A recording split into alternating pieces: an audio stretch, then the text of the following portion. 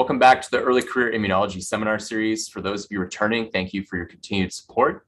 The purpose of this seminar series is to increase the exposure of early career faculty in a time which we have not yet achieved equity and representation at scientific conferences and seminars despite equally innovative discoveries. If you sit on an organizing committee for conferences or other seminar series at your institution, consider selecting some of our speakers from this year's lineup. We are excited to have Elia Tait Wojno with us today. Elia did her PhD at the University of Pennsylvania, focusing on immunity to the protozoan parasite Toxoplasma gondii with Chris Hunter. Elia clearly couldn't get enough of Philly as she stayed on to do a postdoc with David Artis, exploring how type 2 immune responses are regulated at mucosal surfaces in murine models of allergy and helminth infection, as well as children with allergy. Her research efforts at Cornell University and now University of Washington focuses on how inflammation at mucosal and barrier surfaces is regulated. The results of her studies have provided insights into the function of PGD2 and its receptor CRTH2, as well as how ILC2s regulate helminth-induced allergic type 2 inflammation. Elia was recently recognized for outstanding early work with an International Cytokine and Interferon Society Milstein Young Investigator Award. If you have a question for Elia, please type this into the chat box, and I'll address these questions at the end of her talk. Elia, thank you for being with us here today. Great. Thanks so much, Tim. Thank you for hosting. Thank you for the opportunity to speak here today in this forum. This series, I think, has been just hugely successful, and what a boon for early career investigators, especially during this time of the pandemic, when often we are not in person and speaking opportunities are limited. So it's really great to have this particular forum. So thank you for organizing and for having me here. And also, I would like to say to everybody out there, happy International Women's Day. It's a day that we like to celebrate in my lab. I have all female trainees, and so it's a day that's really special to us as a group of female scientists. So happy International Women's Day to all of you.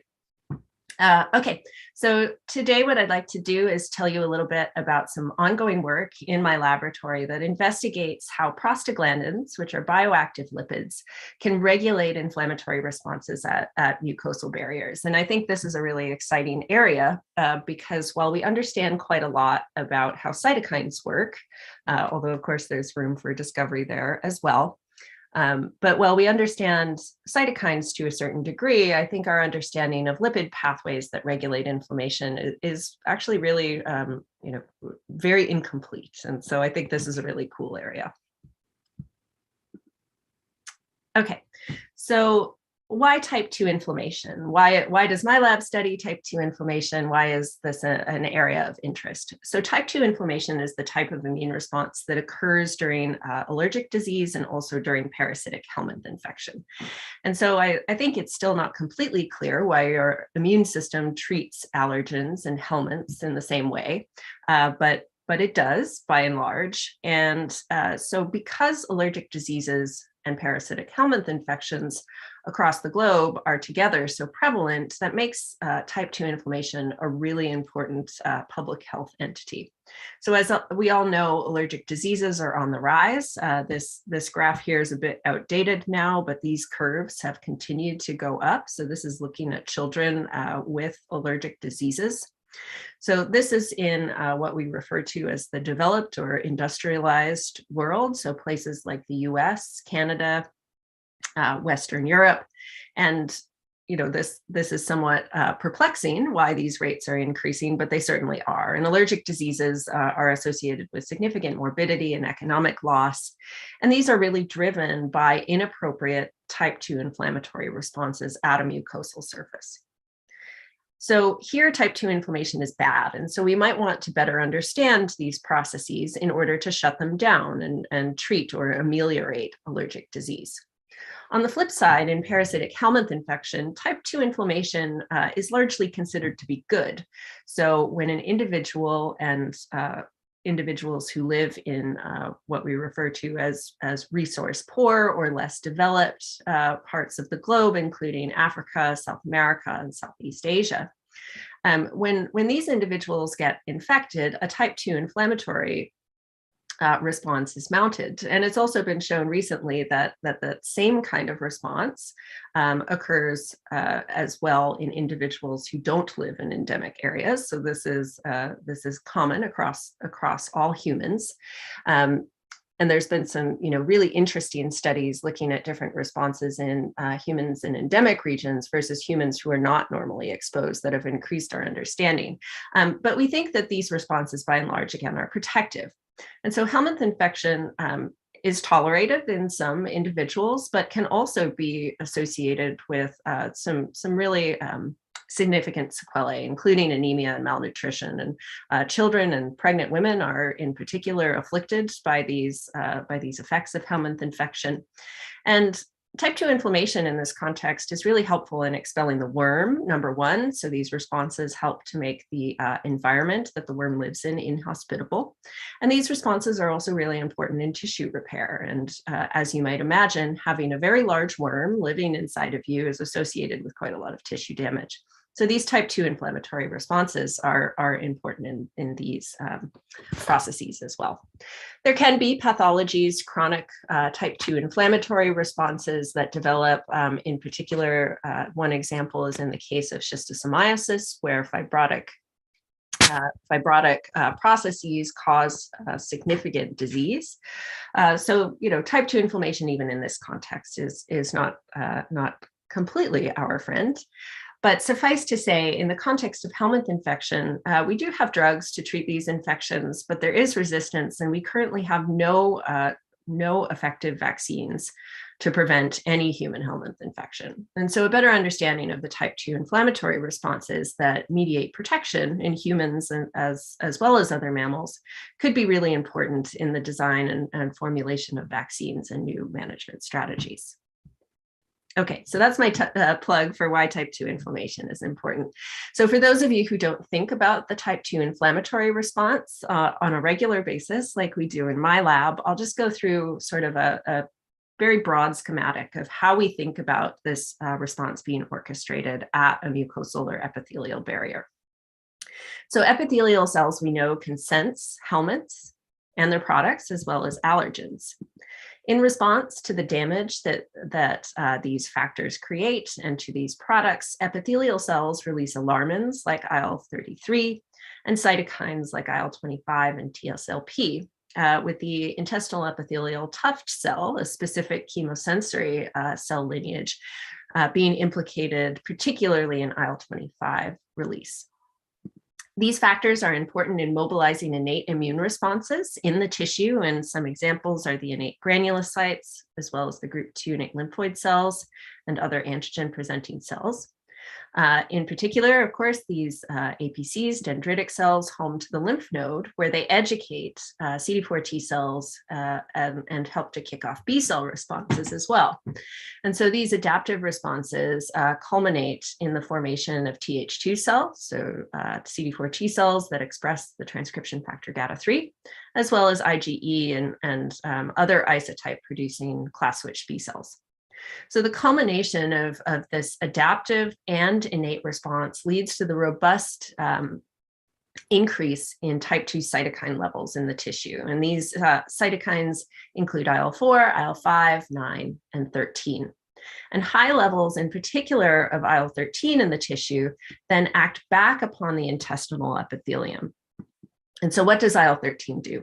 So IL-13 signaling directly to the intestinal epithelial layer in this case, or any other barrier, for example, in the lung, leads to a profoundly altered tissue physiology. So there's a huge increase in mucus production, changes in barrier permeability, changes in smooth muscle contractility, which of course is an effect outside of the epithelium, but sort of happens in concert.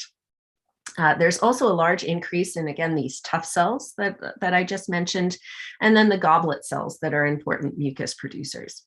And so why does this happen? So if you imagine a very large worm, for example, living inside the intestine, the effects of individual immune cells are not going to be particularly effective in damaging or expelling that worm. However, making its environment inhospitable by changing the physiology of the epithelial barrier where it resides is a very effective way of making that environment not so great anymore for that worm. And this leads to worm expulsion and a decrease in worm numbers in infected individuals. And again, we think these things happen in folks who are exposed all the time, as well as individuals who are exposed sort of on a one-off basis. So we know that these responses are really important and should be studied, I think. So one big question, I think, in the field is how these responses are regulated. And so, as you might imagine, drastically remodeling your epithelial barrier probably has some consequences, right? This increased mucus and changes in permeability that can lead to diarrhea and other signs and symptoms. They have to be reined in at some point. And we don't understand all of the epithelial intrinsic factors that regulate or dampen down these responses.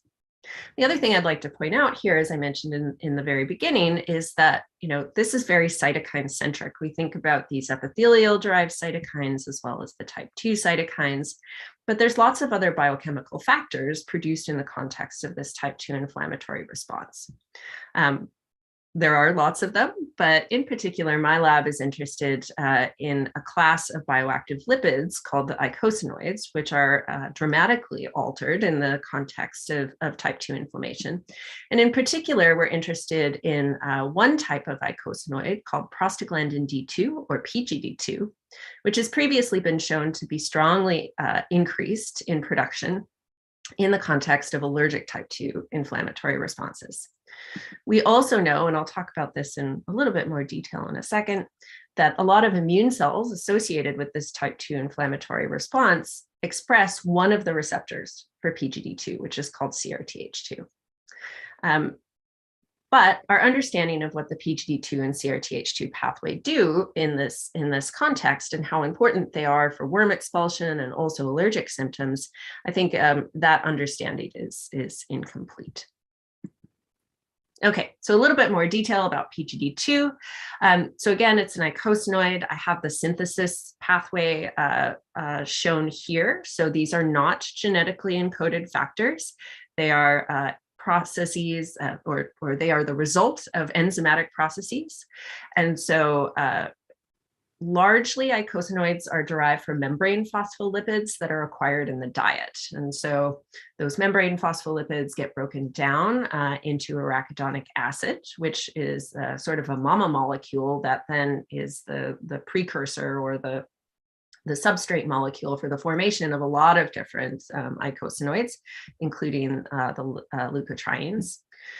The activities of cyclooxygenase enzymes then catalyze the formation of prostaglandin G2 and then H2, and then a series of prostanoid-specific synthases then catalyze the formation of the 5 specific prostanoids. And so again, here I'm interested in prostaglandin D2, which is synthesized by hematopoietic prostaglandin D2 synthase. So PGD2 has 2 receptors. DP1 was the first identified receptor, and this is a molecule that's expressed constitutively on a wide variety of different cell types in the body. PGD2 acting through DP1 has lots of effects to sort of regulate general organismal homeostasis and normal physiological processes, including, but not limited to, processes in vascular biology, kidney function, the regulation of sleep cycles and other processes in the CNS. But however, it became clear that there were effects of PGD2 on cells, in particular immune cells, that were independent of DP1. And so studies in the 90s identified a second receptor for PGD2, which was named CRTH2. Okay, so what does CRTH2 do? Well, we know that at least in vitro and also in vivo in the lungs, CRTH2 expressed on different immune cell subtypes can regulate cell survival, cytokine production, and cell migration, especially in vitro. And work that I performed as a postdoctoral fellow with David Artis also highlighted that this pathway was important in vivo in the lung in regulating ILC2 accumulation in that tissue after helminth infection. And so just to give you an example of what those data look like, here we're using the parasite Nipostrongylus brasiliensis, and I'll talk a little bit more about that in a second. So we infect wild type mice with Nipostrongylus, and this causes an increase in ILC2s in the lung. However, in whole body CRTH2 knockout mice, and by the way, Gpr444 is the gene that encodes CRTH2. So in these knockout mice, this ILC2 accumulation fails to occur. And so when I first started my lab, and I started my lab initially at Cornell University at the vet school in Ithaca, I wanted to ask a little bit more deeply what the mechanisms were behind this particular phenomenon. How did CRTH2 regulate lung ILC2 population size in the context of this type 2 inflammatory response? In addition, we had some questions about how CRTH2 and PGD2 might intersect with other pathways that control ILC2 responses. So remember in the diagram I just showed you, those alarmins and cytokines that are produced by the epithelium talk directly to innate immune cells, including group 2 innate lymphoid cells. So we know from many studies from the Artis lab, from Rich Loxley's lab, and many, many others, that IL-33 is a very important factor in eliciting ILC2 responses. It results in ILC2 proliferation and cytokine production. So we were interested in particular in how CRTH2 and PGD2 might intersect with those very important cytokine-mediated ILC2 responses. We also knew at the time that the cytokine IL-33 can elicit PGD2 production, particularly from mast cells. So mast cells have previously, I think, been thought to be kind of the primary source of prostaglandins. As I'll tell you later in the talk, I think we know now that there are other important sources, although of course mast cells are still key producers of PGD2. But 33 can promote PGD2 production from mast cells. And so together, these data led us to sort of question and develop the hypothesis that in the context of IL-33 elicited ILC2 responses, PGD2 might be produced downstream of IL-33, and then these two pathways might converge on ILC2s, which express the receptor CRTH2 as well as the 33 receptor, to modulate the accumulation of ILC2s in the lung. And this might be through proliferation, survival, or migration regulation in this population. Okay, so the first question we wanted to ask here was, how does CRTH2 influence lung ILC2 accumulation in response to IL-33? So as some of you in the audience will be familiar, when you treat mice exogenously with recombinant murine IL-33, this elicits a robust ILC2 response. And so the first thing we did was take wild type and CRTH2 knockout mice and then treat them intranasally with IL-33 every other day. And then at day 6, we looked at ILC2 accumulation in their lung. And so what we found was, first of all, we found ILC2s. Here's our gating strategy that we identified these cells as lineage negative, CD127 positive.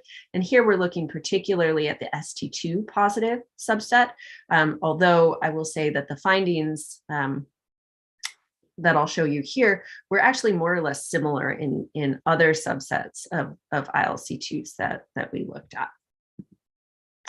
So in the context of this intranasal application, what we saw was that wild type animals treated with recombinant IL-33 had an increase in the lung in both percentage and total number of ILC2s. And in our CRTH2 knockout mice, there was actually no difference. And this was somewhat surprising to us.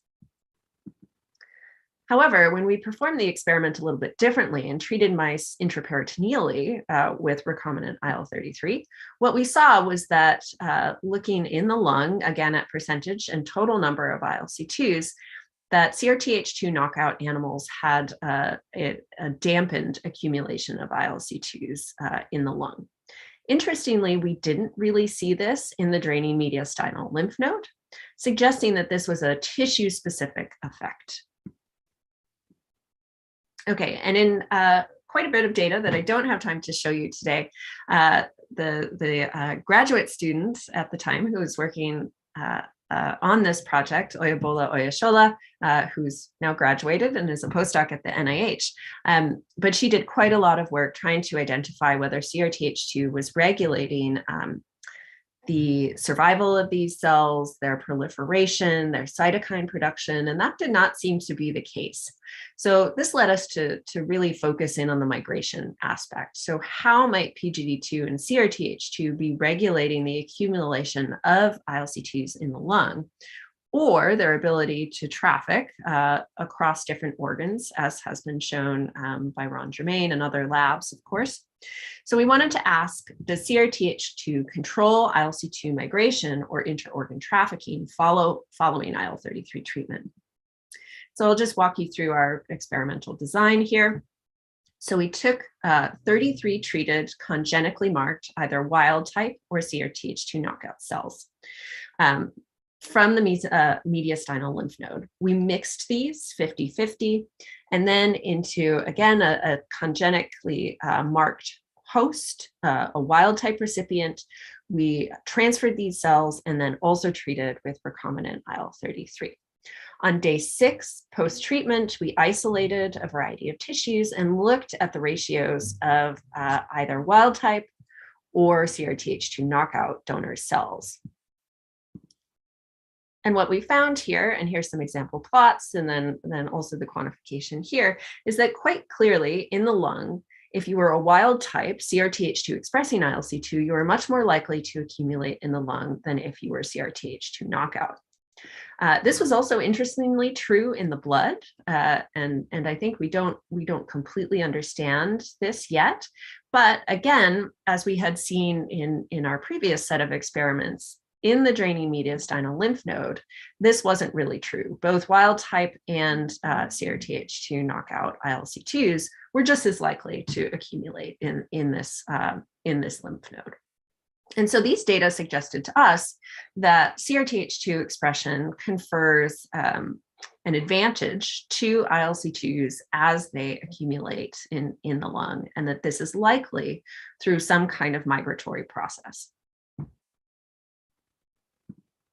Okay, so here's just a little schematic of what these data tell us. And these data are all published, so I've gone through this relatively quickly. But we think that what these data tell us is that IL-33 that's produced during a type 2 inflammatory response can lead potentially to PGD2 production, and that both of these pathways then act in concert on ILC2s, and CRTH2 is important in the accumulation of ILC2s in the lung. And so ongoing studies in the lab will be focusing on more of the mechanisms, how these CRTH2 expressing ILC2s get there in the first place. Do they come from other tissue sites?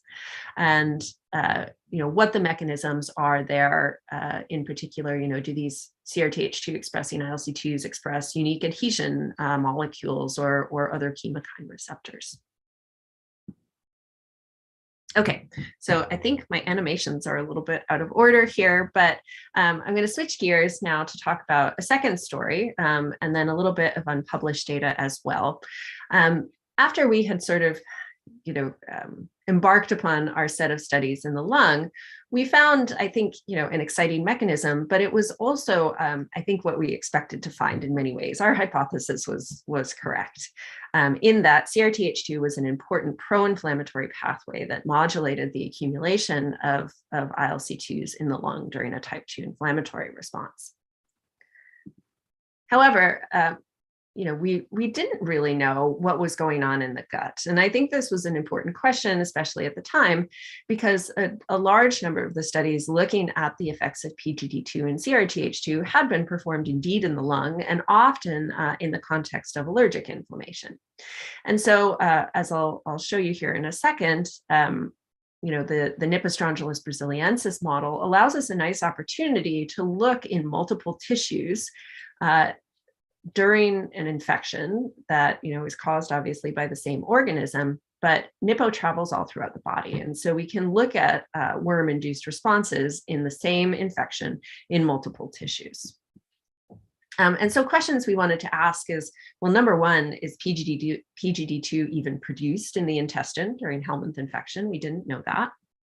And so we, with the help of the good folks at the UCSD lipidomics core, we measured just that. So looking at PGD2 levels in the Nipo-infected intestine over time.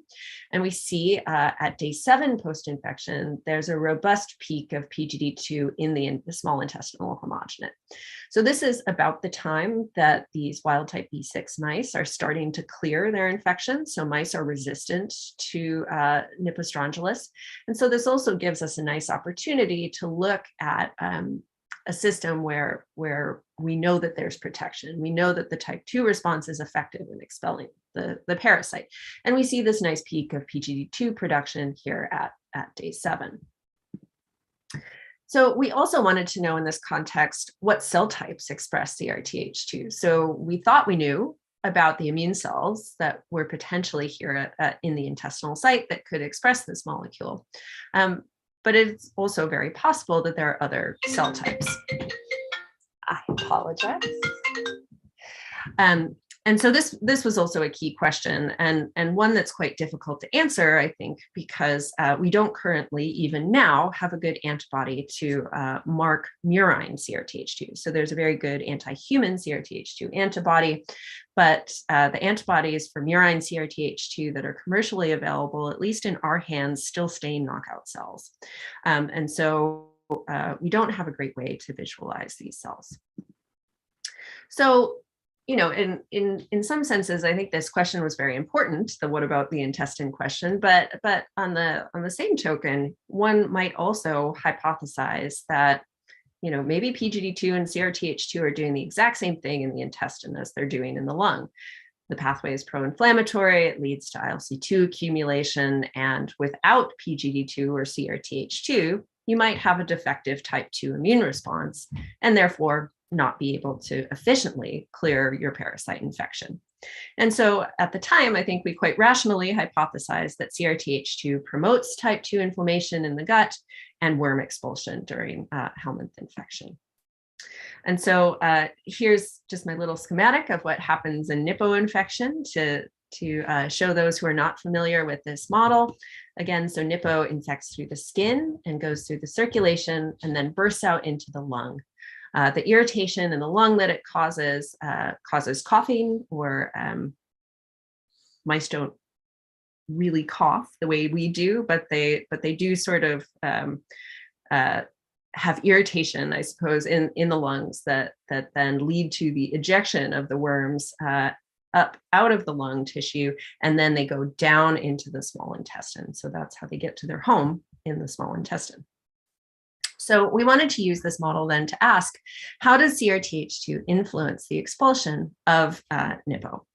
So we did the very simple experiment. We took wild type and knockout mice, infected them with 500 larvae sub-Q, and then looked at day 5 and 7 post-infection at worm burden. We chose these 2 time points because at day 5, the parasites have established in the small intestine. So there should be a full complement of parasites there if establishment has occurred effectively. We look at day 7 because, as I mentioned, wild type B6 mice are beginning to clear by that time point. And so we can begin to look at resistance by looking at day 7. And so what we found really interestingly was that while at day 5, both wild type and CRTH2 knockout mice had normal full complements of parasites, showing that they had equal establishment, on day 7 post-infection, the wild types, as we expected, had begun to clear their parasite burden, but the knockouts had already gotten the job done. And in fact, we were hard pressed to find a knockout mouse that still harbored parasites at this time point. And so instead of being more susceptible, which is what we predicted, these knockout animals were in fact more resistant and better able or more efficient at expelling their parasites. And so here our initial hypothesis, which had been quite reasonable at the time, was proven quite wrong. And so, of course, this is an opportunity. Again, this work was spearheaded by Bola in the lab, and she did quite a lot of immune profiling and phenotyping, looking at wild type and knockout mice in this context. And there really were very few differences in terms of the immune response in these animals post-infection. The only thing we were able to pick up was a trend towards decreased IL-13 levels in the gut in the CRTH2 knockout mice, which that does make sense with our original hypothesis, but certainly does not explain why these knockout mice are more resistant. And so remember that I told you in that diagram slide that the epithelial response is really critical in the expulsion of parasites. And so I think we found what we were looking for when we looked at what was happening in the small intestinal epithelial cells in these knockout mice. And so what I'm showing you here is histology and PAS-LC in blue staining in Nippo-infected either wild type or knockout animals. And PAS-LC in blue stains those goblet cells, the cells that produce mucus. And of course, mucus and goblet cells and other parameters of this response are important for the expulsion of the parasite. And so hopefully what you can appreciate here is there are just more goblet cells in our knockout animals post-infection. And when we quantified this, this was certainly true. This was also true in the steady state, so in naive animals. And so these data then suggested to us that in CRTH2 knockout mice, the epithelial response is in fact elevated over wild type, provoking the hypothesis then that CRTH2 in this context is actually suppressive for the epithelial responses that result in helminth expulsion. And so taking this break off the system allows these mice to then expel their parasites more quickly. So of course, our next question was, well, what cells are mediating this effect? Again, we knew that immune cells likely in the gut were expressing CRTH2, but these effects on the epithelium prompted us to ask whether radio-resistant cells could express CRTH2 to regulate these epithelial responses. And so we didn't have flox mice at the time, we do now, but we used a bone marrow chimeric approach. And so here we took either wild type or CRTH2 knockout hosts, irradiated them, and then transferred in either wild type or CRTH2 knockout bone marrow, resulting in wild type mice, more or less, that had been irradiated, knockout mice that had been irradiated, and then animals that had a wild type hematopoietic compartment and a knockout radio-resistant compartment, and then of course the reverse. We infected these animals, looked at their worm burdens and their goblet cell responses. And what we found was consistent with a model in which radio-resistant or non-hematopoietic CRTH2 expression was important in mediating this enhanced resistance phenotype. And so when the non-hematopoietic or radio-resistant compartment bears the CRTH2 knockout, then these animals are more resistant and have lower parasite burdens compared to their wild-type counterparts. Interestingly, when mice had a knockout hematopoietic compartment and a wild-type radio-resistant compartment, these animals were actually susceptible to infection, raising some really interesting questions, I think, about how CRTH2 and PGD2 balance pro and anti-inflammatory effects in the gut. But that's something we still don't understand.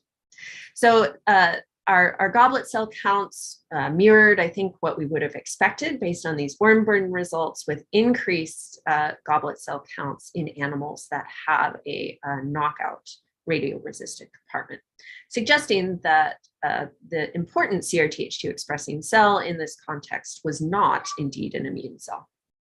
So of course here, our first culprit we wanted to look at was the epithelial cells themselves.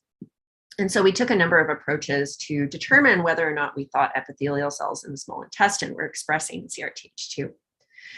We took cells from wild type or CRTH2 knockout mice. And the first thing we did was take a flow cytometry approach. And so this approach allowed us to use sort of standard flow cytometry and protein staining for specific markers of epithelial cells. And so here our cells are CD45 negative, EpCAM positive. And then again, because we have no antibody that works efficiently to mark CRTH2 in mice, we used what's basically a single cell FISH approach to stain for Gpr444 transcript in these animals.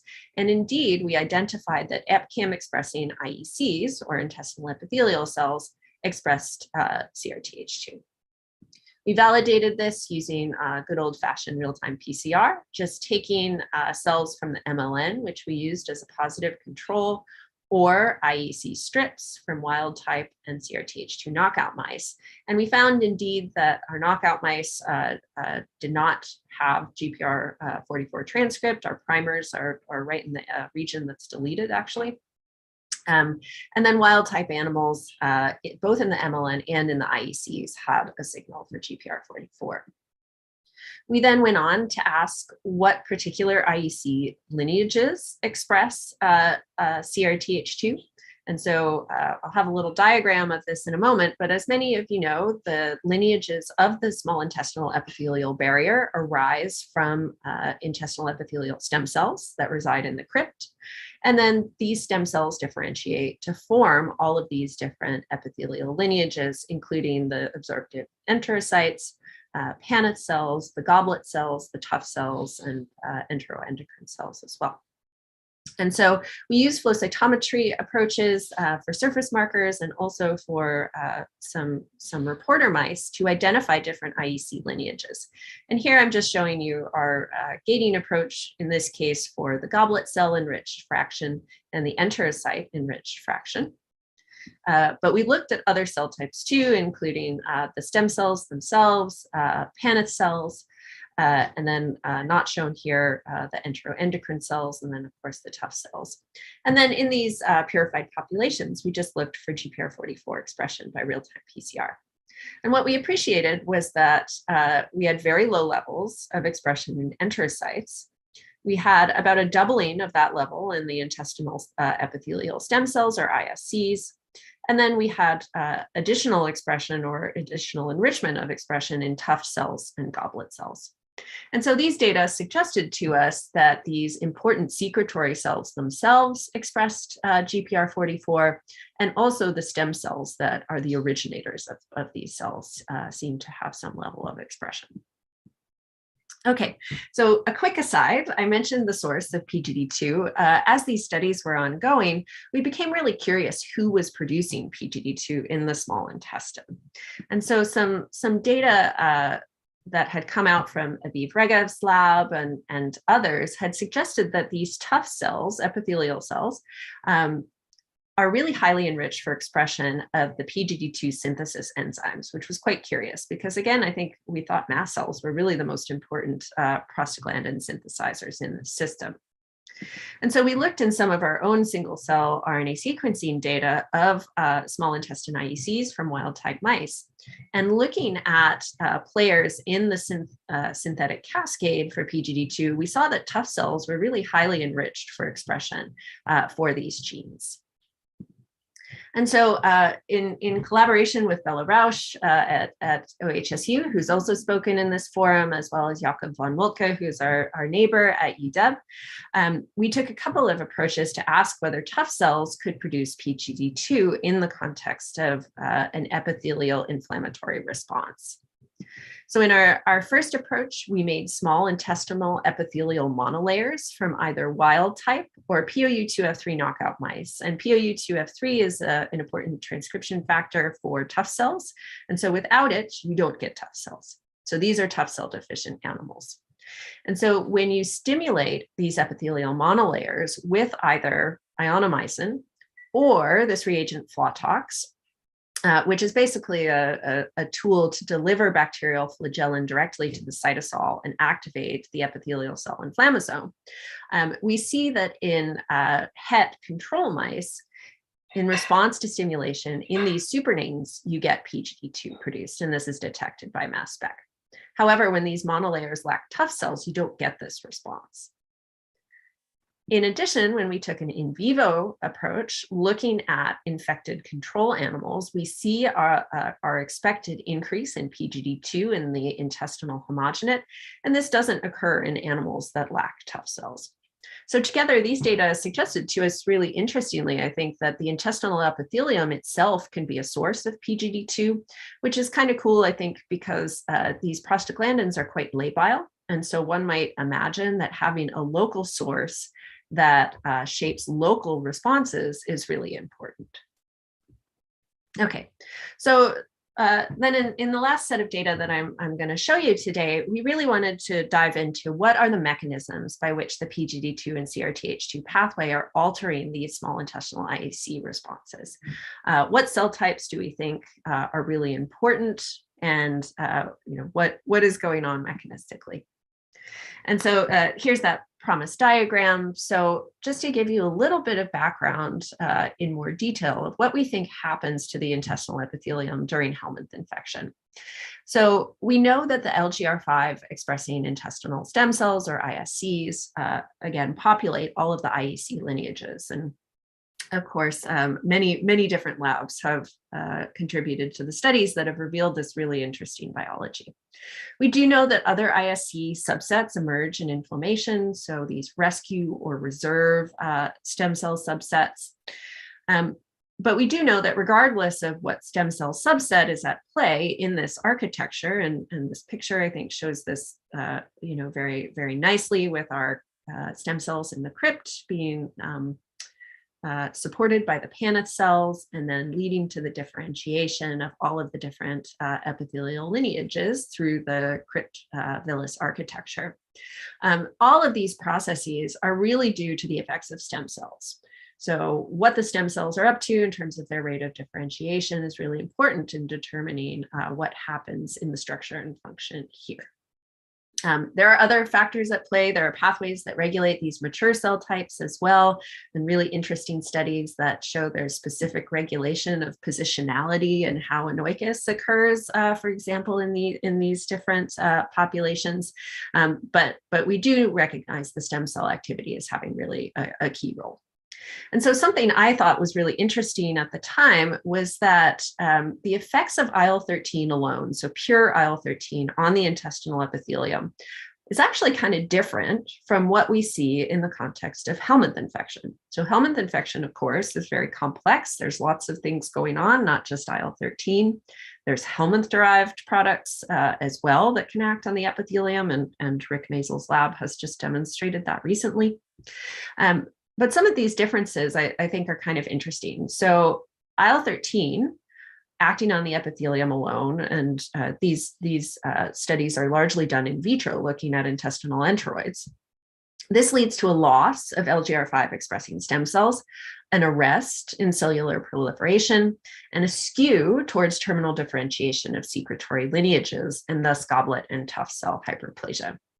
Helminth infection has also been associated with a loss of these LGR5 expressing stem cells, but is associated with actually an increase in proliferative capacity in the intestinal epithelium. There's also an increase in the rate of movement through the crypt villus axis, but you also get goblet and tuft cell hyperplasia. So in helminth infection, you kind of have both things. You have an increase in proliferation, but you also have an increase in terminally differentiated cell types.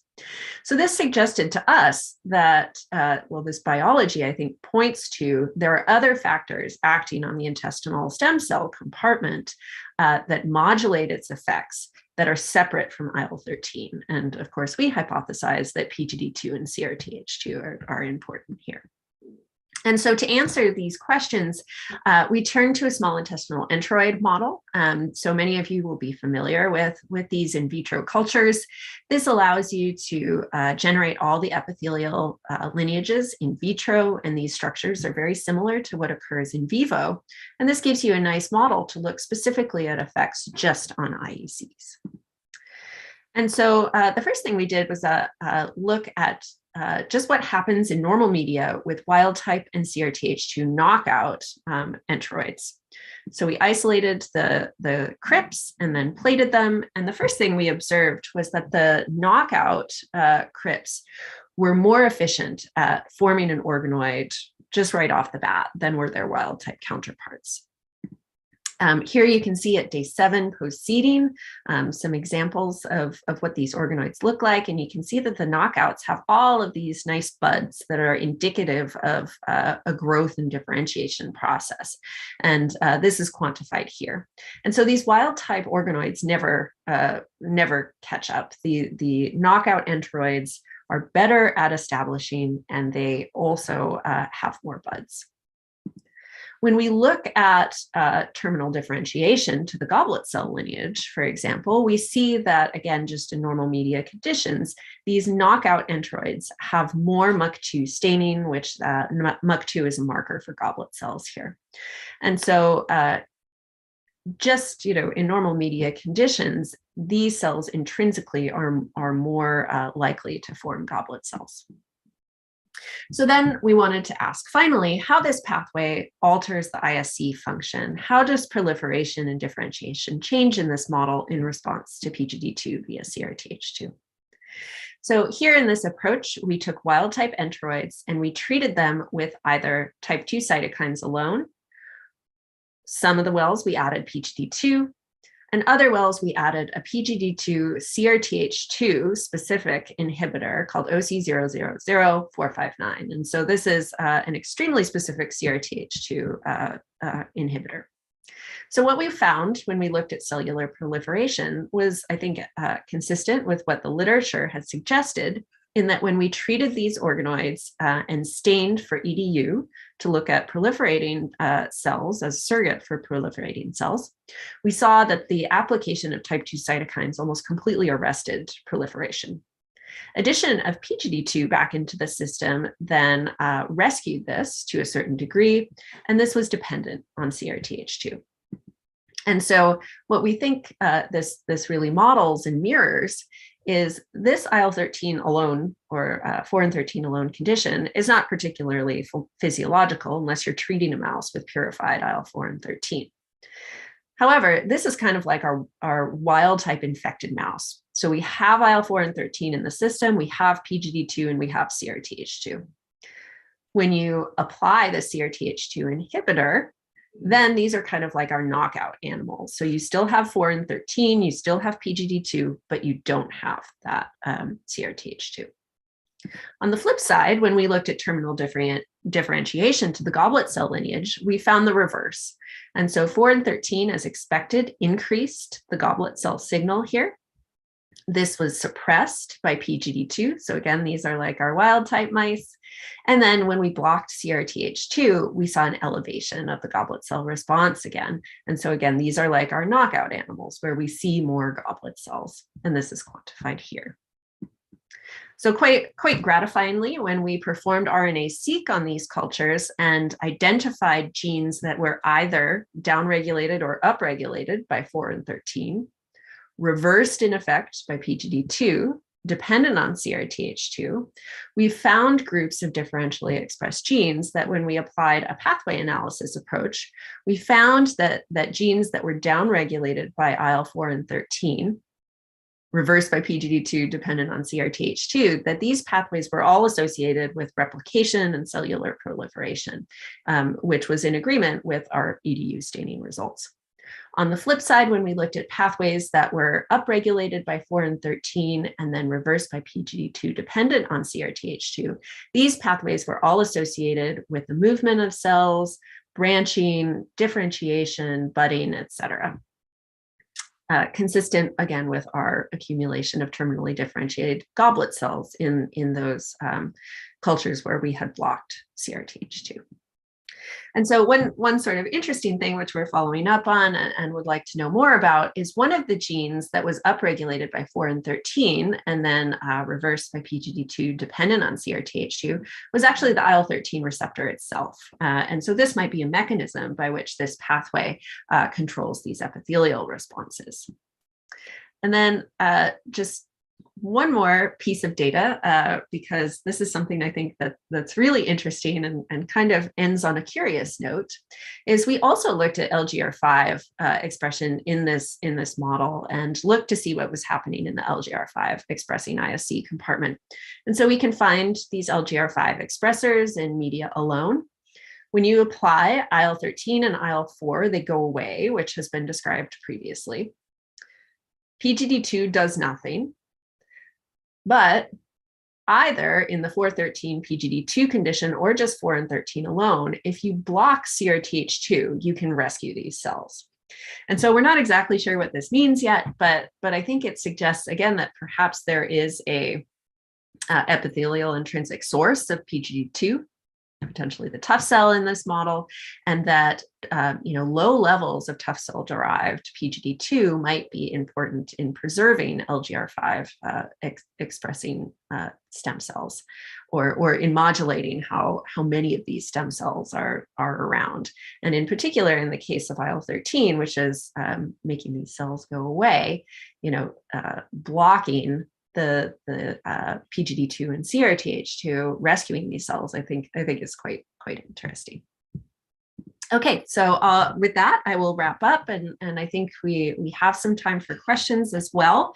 So this is a model that I think is probably incomplete and also probably wrong in places, but this is the model that we're working with currently in my lab. And so we think that ILC2s and other immune cells, including Th2s, produce IL-13 in the context of this helminth infection or an allergic response. And IL-13 acts on the stem cell compartment of the epithelium to reduce proliferation, increase terminal differentiation to goblet and tough cells, and also, in data I didn't show you today, increase CRTH2 expression itself. So these effects of IL-13 then lead to the accumulation of cells like goblet and tough cells. These tough cells, in turn, are really good PGD2 producers. And this PGD2 may act on local ILC2s, although this is still a question mark, I think, in this model. But this local PGD2 derived from tough cells can act back on these now CRTH2 expressing stem cells to increase their proliferation or rescue their proliferative capacity, suppress the goblet cell response, and also suppress IL-13 receptor alpha expression. And so this is a feedback loop that's basically a way to dampen or suppress the IL-13 elicited epithelial changes. And so one might imagine that this is an important thing to do in the context of an ongoing chronic, perhaps helminth infection. You can't have all of your stem cells forever, kicking out these huge numbers of goblet and tough cells and slowing down proliferation. That would not allow the gut to do what it needs to do, which is absorb nutrients and do other things like interact with the microbiota. So this pathway is sort of a safety switch, if you will, to dampen these responses, to allow the epithelium to continue to do the things that it needs to do. And so ongoing work in the lab is focused on the spatial and temporal regulation of these pro and anti-inflammatory effects of PGD2. Also, remember I told you that goblet and tough cells are expressors of Gpr444. So what are the effects of PGD2 and CRTH2 directly on these cells? What is the mechanism of the mucin response suppression? Is mucin exocytosis actually impacted in CRTH2 knockout animals, or is it just the number of goblet cells? And what are the effects of this pathway in other tissues during both acute and chronic disease? And in particular, what is the role of this pathway? And does this whole loop occur in human disease and in human tissues? And so we've recently developed CRTH2 flox mice that also have a GFP reporter attached to them, so we can begin to ask some of these questions looking at cell lineage restricted CRTH2 deficiency to really begin to dissect some of these questions. Okay, and with that, big thank you to my lab. Again, I'll point out Bola, who is a graduate student, then briefly postdoc in the lab, and she's now at the NIH with Peng Lok and is working on exciting stuff there. Just an absolutely amazing and talented scientist. Other folks in the lab and our pictures are sort of pieced together here because in the pandemic, it's hard to get everybody together. So lots of support from the lab, and again, a really amazing group of women scientists. Collaborators, of course, at Cornell, at UW, at the Benaroya Research Institute, who helped us with some human studies that I didn't talk about today. Bella Rausch and Jakob von Molke, of course, for the tough cell work and our funding. So with that, I will be happy to take any questions. Thanks so much. Thank you so much, Elia. That was a fantastic talk. I can start you off with a couple of questions. So I'm curious about how How does NIPO actually lead to the increase in PGD2 in tough cells? The short answer is we don't know. Yeah, we have done a little bit of thinking about that, because the results I showed you with the POU203 knockout mice that lack that infection-induced increase in PGD2 in the gut, that result is actually kind of complicated, because tough cell deficient animals also lack a lot of the downstream type 2 inflammatory cascade. So that in vivo experiment, in fact, is not super helpful. It's consistent with our hypothesis in the in vitro data, but it's not in and of itself conclusive. So, one model is that tough cells sense helminth-derived products and start to produce prostaglandins. So we can test that using probably the enteroid model by taking helminth-derived products, applying it to those enteroids that are either tough cell deficient or not, and asking whether helminth-derived products directly stimulate tough cells to make PGD2. So those are studies that are ongoing. And we also now, with Bella, are breeding POU203 Cree HPGDS flox mice that lack the ability to synthesize prostaglandins, specifically in the tough cells. And we think that's a better experiment in vivo anyway, to look at whether tough cells are really an important source. That, of course, doesn't tell us what is really telling the tough cells to make the PGD2, though. Great. Okay. And so Raphael in the chat has a question for you. He says, congrats on the fantastic work. He's saying you're doing some microscopy, and do you think you can get a polyclonal antibody for CRTH2 good enough to visualize directly? I know you mentioned you just made those flox mice with the GFP. Yeah, I mean, the flox mice we made are better, I think, than looking by gene expression. So the way those mice are constructed is the GFP turns on when the CRTH2 is floxed out, and that's driven from the CRTH2 endogenous promoter. So we think it's a decent reporter for cells that are currently trying to transcribe Gpr444, which is better, I think, than what we've done previously, but it's still not perfect. It's not protein. So I think identifying an antibody that works would really be useful. We have tried every darn antibody out there, and we always get staining in knockout cells to some degree.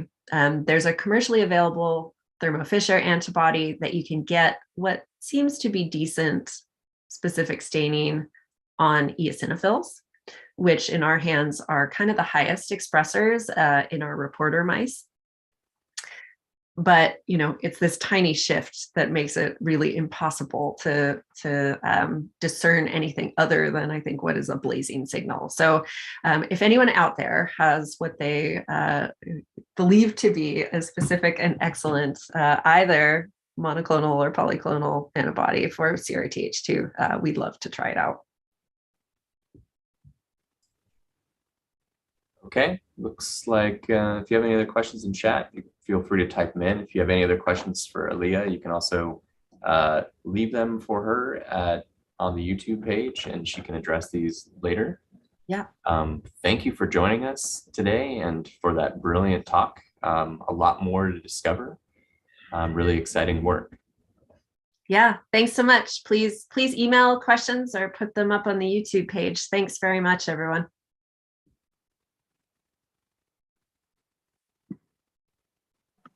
All right, very good.